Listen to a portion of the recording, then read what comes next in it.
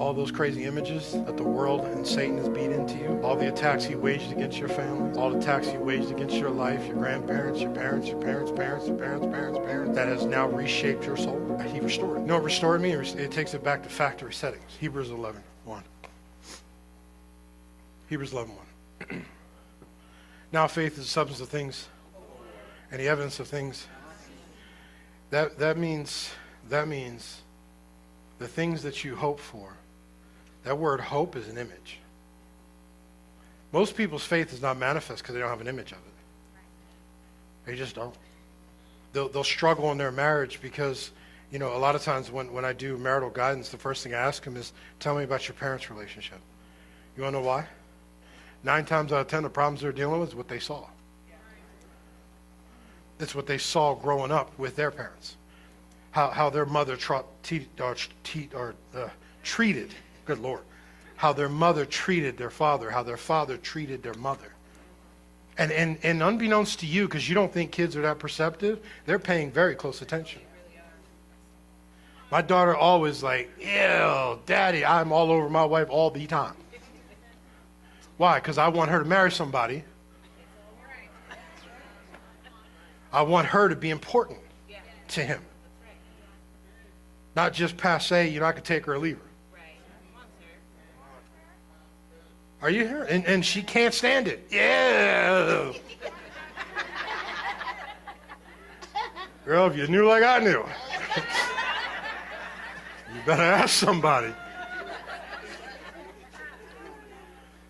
See, and see, if they didn't have a father, they didn't have their mother, you can see the traces of all of that, because what it does is it builds an image. If they've never been corrected, the first time you got to correct them, they're all decimated. Because, you see, their parents never parents made them feel like everything they did was great. And then now you got to check them, and they're like, this wasn't good enough? No, it wasn't good enough. It was good enough to get it past your mother, but it ain't good enough. Bible says everybody runs the race, but everybody don't win.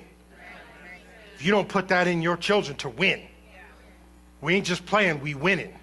Now, we're not mean about it. We're not short about it. We're sportsmanlike. Somebody else beats you, then they won fair and square. Grow up.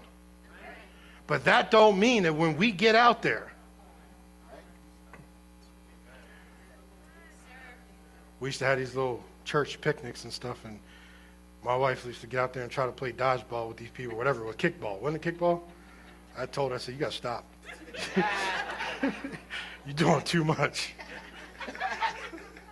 She's competitive. She wants to win. Nothing wrong with that. Till you kick a 4-year-old, but I mean, which, for the record, she has never done, I have, so.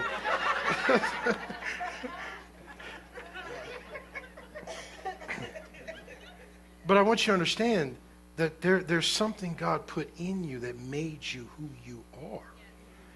And if you don't learn to stop making assessments based on your broken soul, because he said a double-minded man is unstable. What's a double-minded man? It's a man with a broken soul.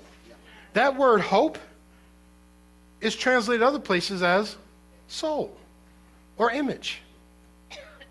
When it says double-minded, that word double-minded, the minded word is image. A double-imaged person.